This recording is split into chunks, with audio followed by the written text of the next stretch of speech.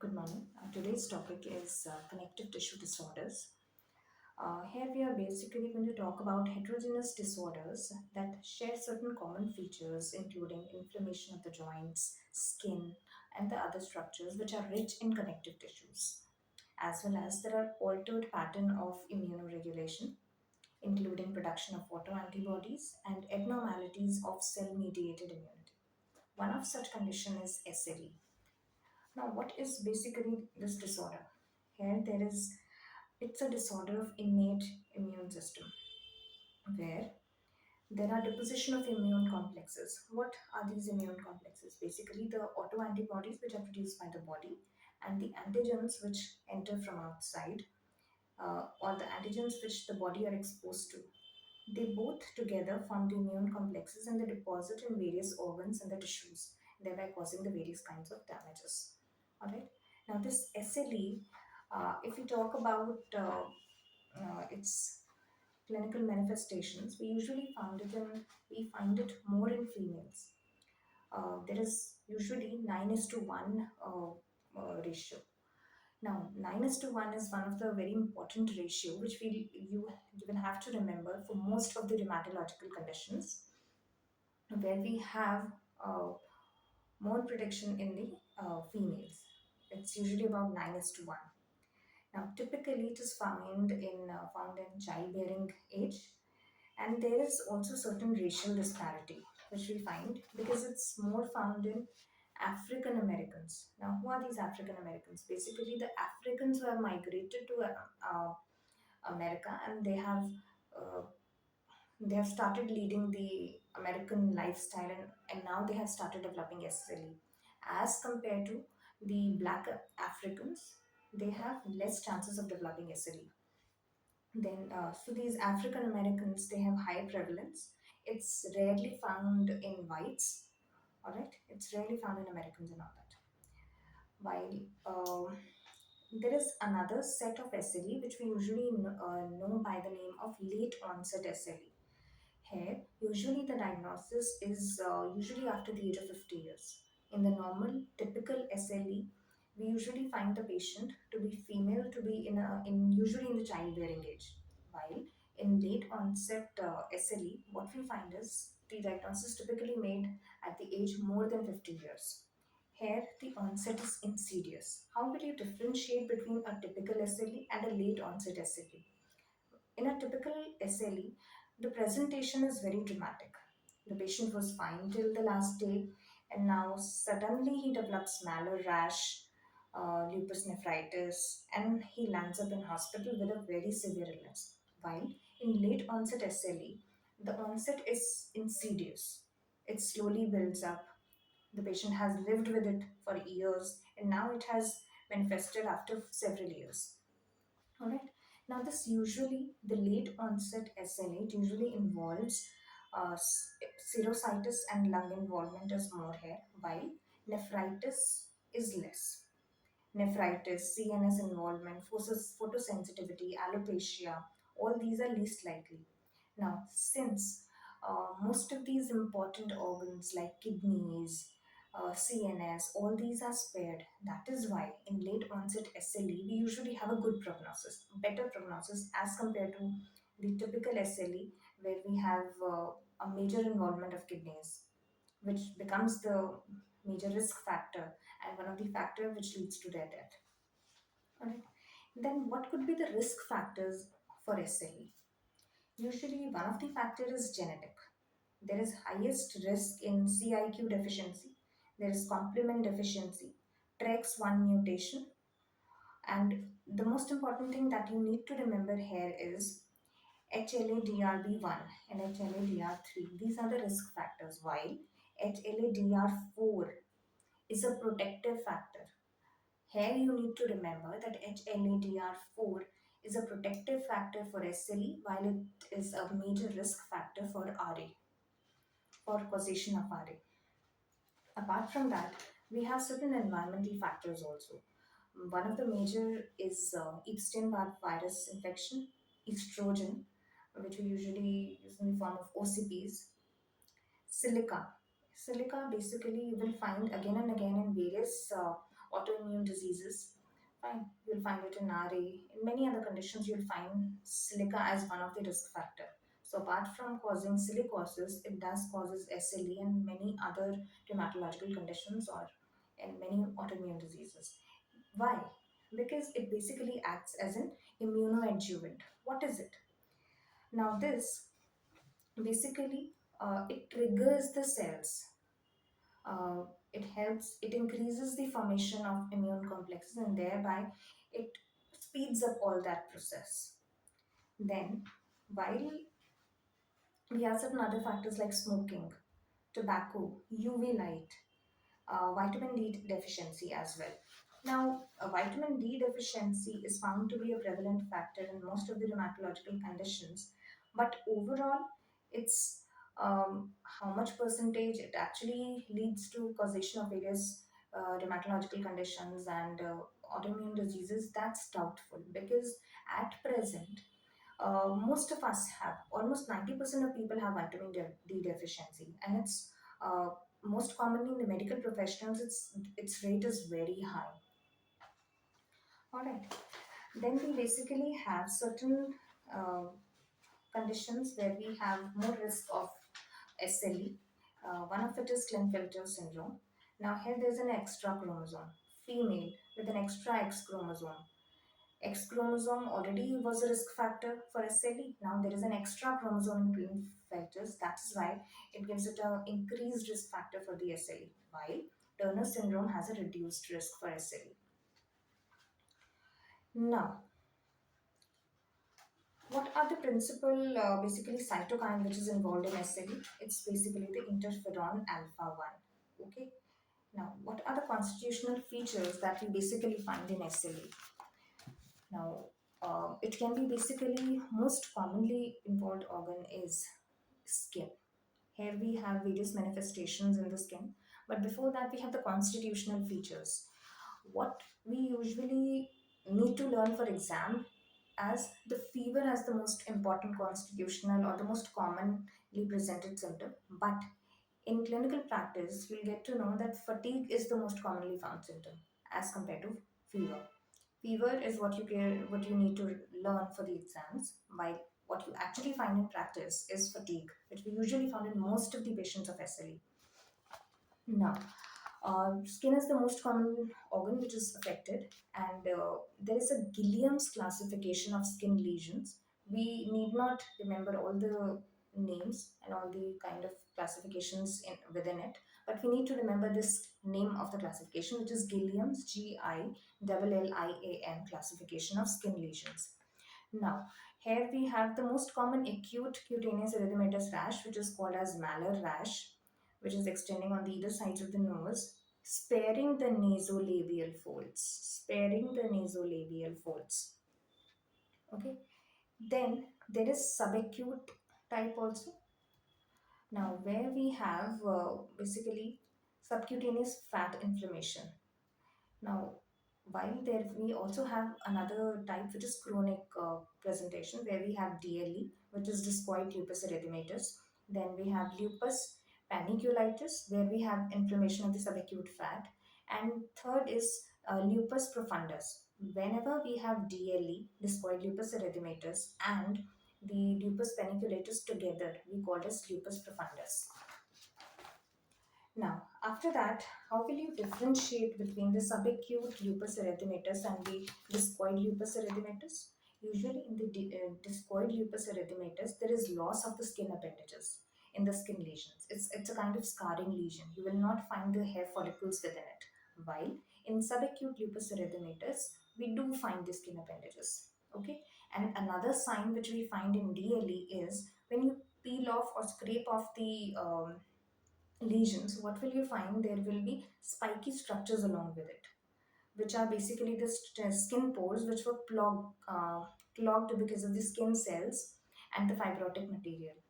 Okay, just like you see the blackheads on the peeler, similarly we have the peels in the DLE, and this is called as carpet crack sign.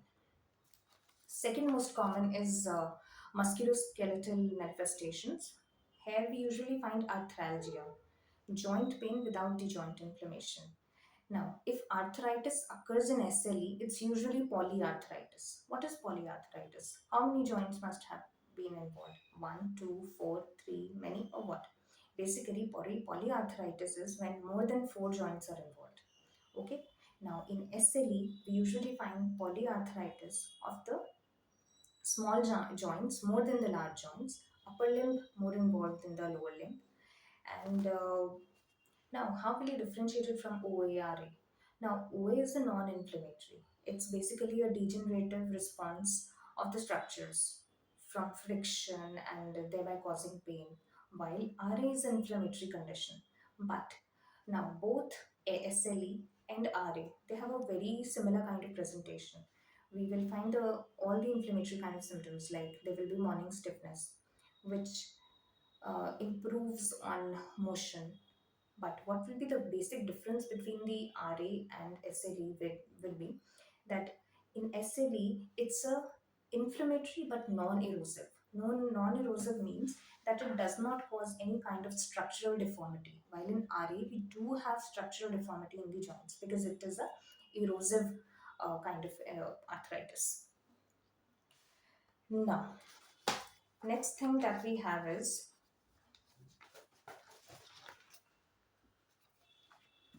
okay. Now, SLE, here we find early morning stiffness, which usually lasts for more than 30 minutes. It's an important presentation of any kind of inflammatory arthritis. Okay. Now, movement usually decreases the joint pain. And now, how is it different from RA? We have already shown. Now, in SLE, at times we do find deformities. Okay, we say that it's non-deforming, but we do find pseudo deformities with like Jacquard's, like arthropathy. Now, all these are due to soft tissue supportive structure failure. Because of that, now why it is called a pseudo deformity? Because these can be reduced. Okay, they are reducible without any pain. So we have, apart from that, in the pulmonary, we have pleuritis with or without effusion, and here we usually have exudative type of exudative type kind of effusion because of inflamed pleura, because of which plasma and the inflammatory cells they seep into the pleural space. Okay, then there could be acute lupus pneumonitis, there could be interstitial lupus disease, then shrinking lung syndrome that is also could be found out. Now, ILD and shrinking lung syndrome, both of these are restrictive lung disease. Okay, but in ILD, restriction is intrapulmonary, that is, it's within the lungs. Lungs are fibrous and they are restricting the expansion. While in shrinking lung syndrome, restriction is extrapulmonary. Fibrosis is affecting the chest wall and not allowing lungs to expand. Okay, so how can we differentiate between the two? It can be done by CT. On a CT scan, in shrinking lung syndrome, you will find the normal lung parenchyma, while in interstitial lung disease, you will find NSIP or UIP kind of pattern where you will find honeycomb-like changes, ground glass opacities, etc. While if you look at the CVA system, we can have pericarditis, which is most common. You can also have myocarditis, Liebman-Sack endocarditis. Apart from that, lungs volume are reduced, diaphragms are elevated, then you also have uh, GIT. At the level of GIT, we have decreased peristaltic activity, peritonitis, leukoid hepatitis, which is a kind of autoimmune hepatitis type 1.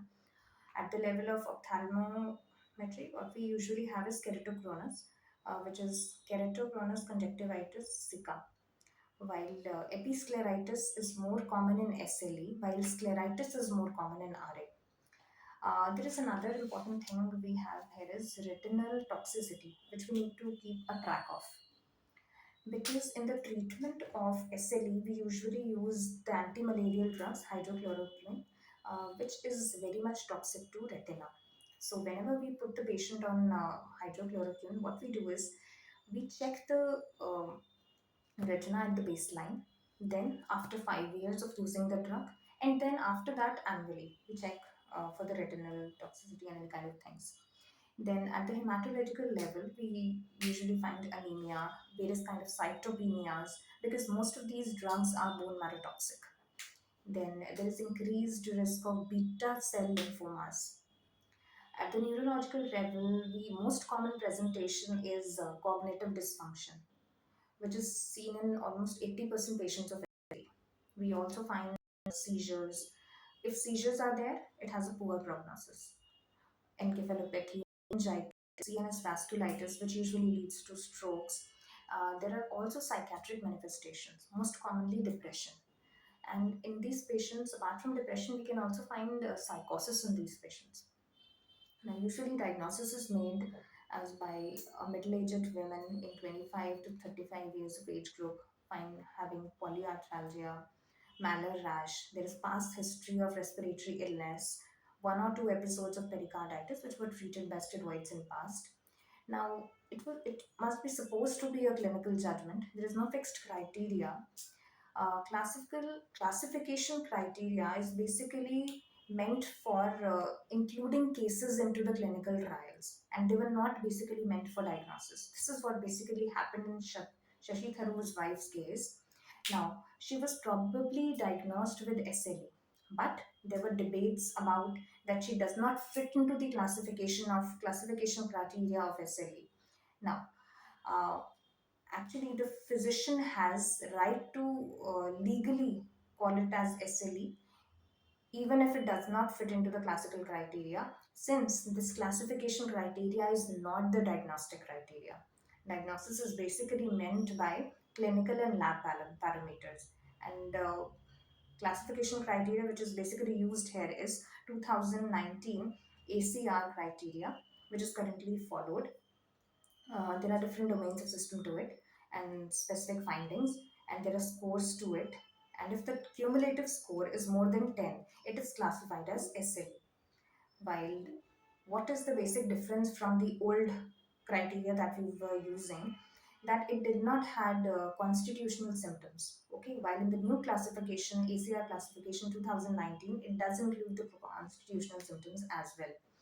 Okay, now, what is the entry criteria? Entry criteria is ANA has to be positive, more than 1 is to 80. If absent, do not classify it as SLE. If present, apply the additive criteria. Now, what are the important antibodies which are found in SLE? Most commonly, it's ANA. Now, if you find ANA positive, you need not repeat the test again and again. Once it is positive, it is positive. All right. Apart from that, we the most specific for SLE is ASA, anti-Smith's antibody pattern. Okay. Apart from that, and the second most common is anti-dsDNA. Okay, while the second most specific is anti-dsDNA. Now we can repeat anti-dsDNA. Okay, we can repeat it and we can correlate it with the disease activity. ANA, as we said, we did it once, we need not repeat it again and again because it does not correlate with the disease activity. But anti-dsDNA, it does correlate with the disease activity. That is why we can repeat it, and that is why it is most commonly used for diagnosis of SLE and also for to assess the disease activity. How is it going? Now, we have we also have a kind of SLE which is drug induced. In those conditions, we usually have anti-histamine antibodies, and it does have a way better prognosis. Okay, and it breaks the standard assumption of SLE. It is more found in males, not actually.